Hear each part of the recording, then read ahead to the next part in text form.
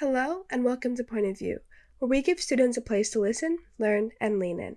I'm your host, Delisa Troupe, and in today's episode, Did You Know?, we will explore the fun, competitive competition known as Quiz Bowl, and allow some of our fellow students to engage in the game themselves. Vivek, do you mind introducing yourself? Yeah, sure. Thank you for having me. My name is Vivek Vishwanath, and I'm a senior, and I'm the president of Quiz Bowl at Northview, and I've been doing it for about almost 7 years. Oh, 7 years, wow. Can you explain how Quiz Bowl works? Yeah, so Quiz Bowl is like a competitive style trivia competition where about once a month we go to different schools in our area and we compete with other schools for about like 5 to 7 rounds throughout the day where we answer questions in different subjects and categories to earn points and hopefully win. Quiz Bowl is a competitive tournament in which two teams compete head-to-head to answer questions in a range of subjects, including history, literature, the arts, pop culture, physics, and sports. According to the National Academic Quiz Tournament, there are also tournaments for individual players. The buzzer system allows a player to interrupt the person reading the question as soon as they want to guess an answer. That component is what makes Quiz Bowl so unique, the pressure to actively and rapidly recall facts and information. So you've been doing this since you were in 6th grade? Yeah. What got you into it? I just found it really interesting and the excitement of being able to buzz in, answer questions on things that I knew and was like somewhat of an expert in. And just being able to compete with my teammates was also made it a really fun experience. Oh, that's cool. What subjects do you compete in? I particularly do geography and history.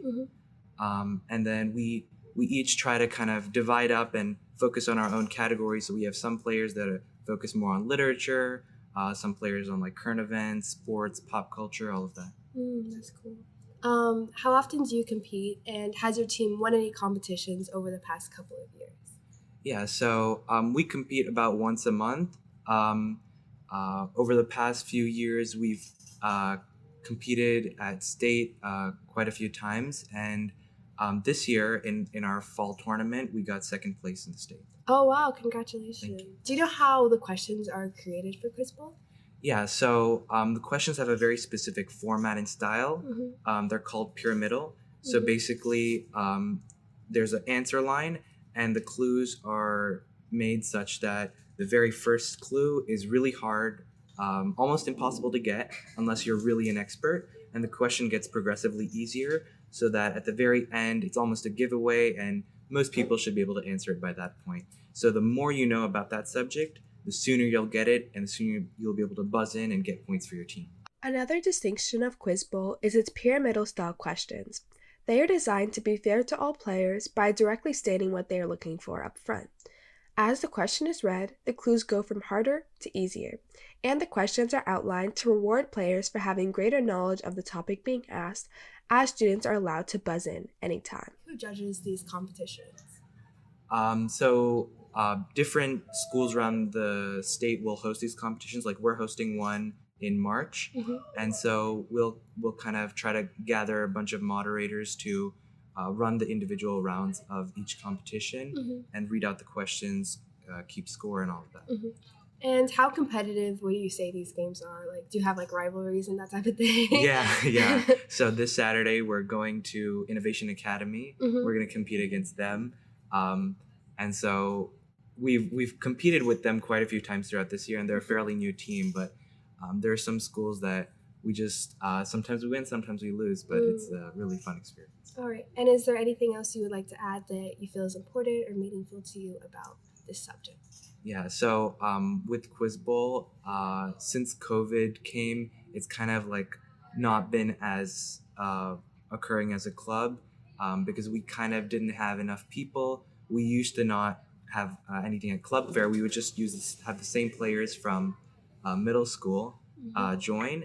But then this year we felt like we just didn't have enough interest last year. We weren't able to go to many tournaments. So this year we really tried to rework the entire club and make it more established, which is why we have almost like 20 to 25 members, which is more than we've had in previous years. And we hope that in years to come, that'll grow even further. Yeah, I hope so too. With that, we decided to test out how fun Quiz Bowl really is.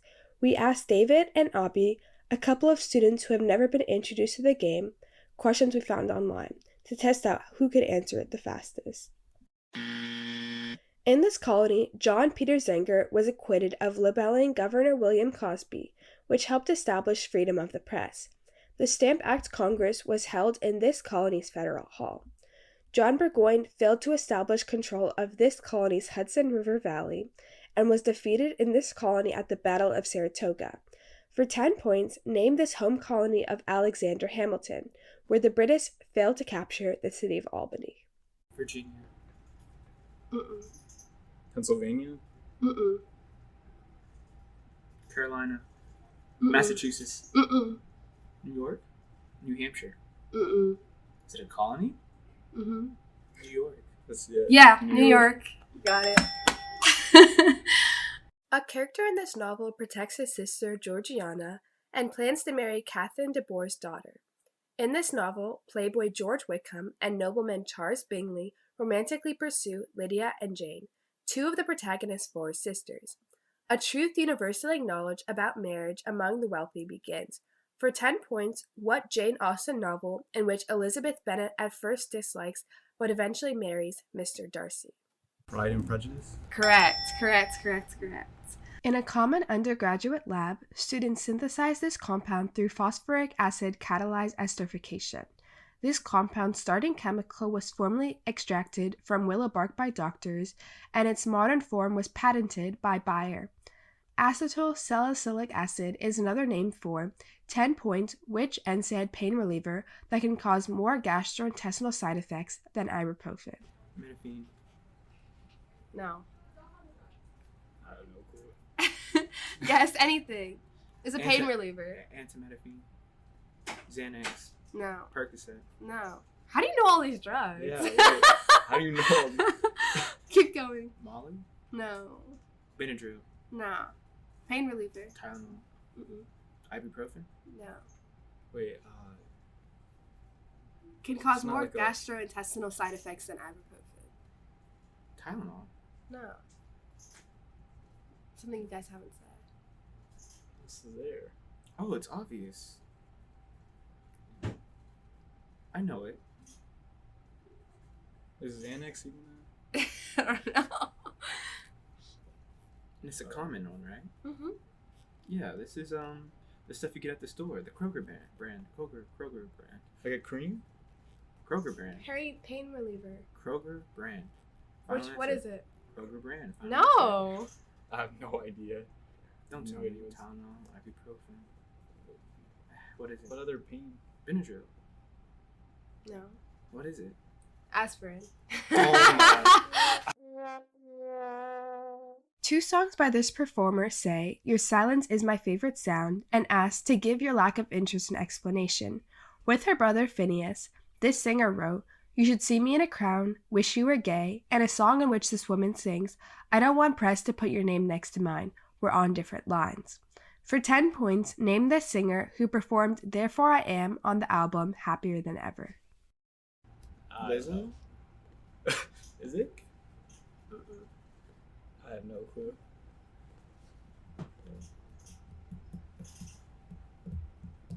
Oh no. No clue?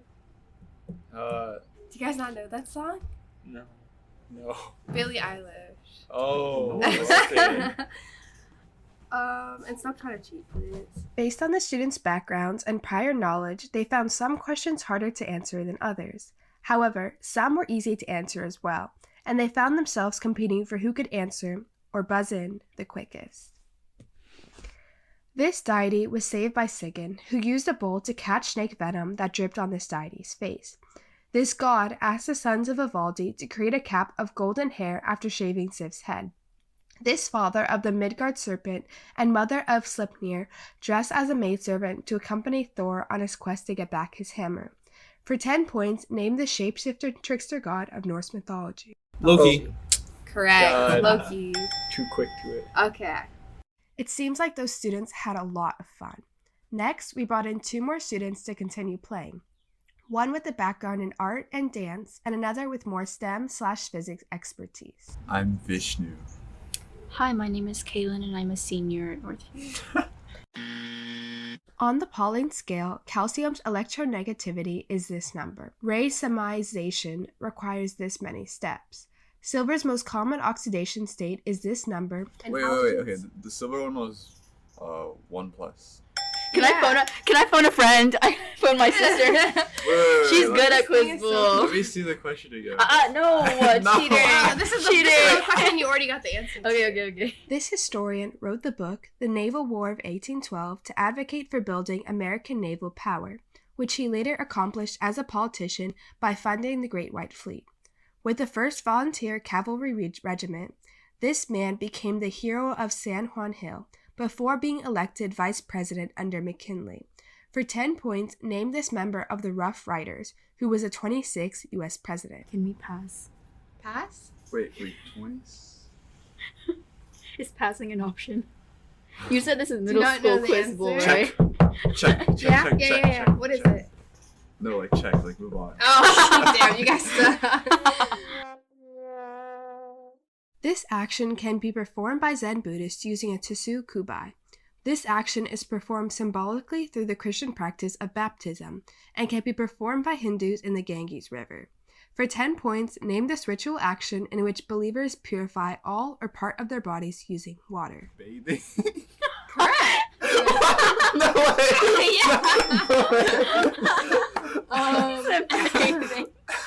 I remember watching a video on this. They bathe themselves in the river. Yeah. This country's Project 596 was part of its 2 bombs, 1 satellite goal. This country broke with the Soviet Union over ideological differences. China.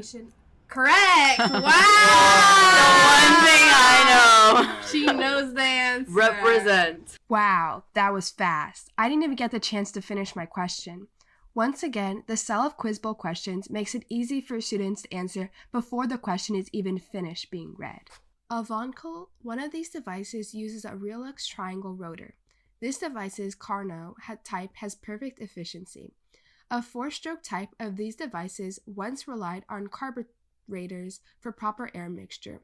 Piston compression causes ignition in the diesel type of these devices, which may convey rotational motion via crankshaft. For 10 points, Bro, is which this like devices? an engine?